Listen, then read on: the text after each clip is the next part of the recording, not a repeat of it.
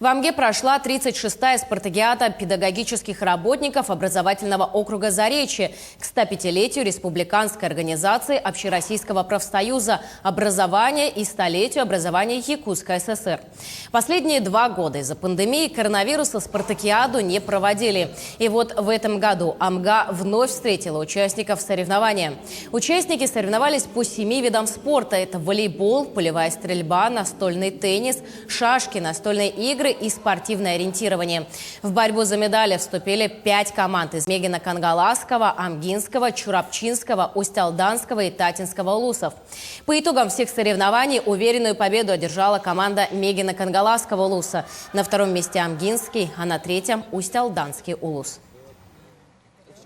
Этот традиционный, проводится каждый год вот эта спартакиада по очереди в каждом улусе.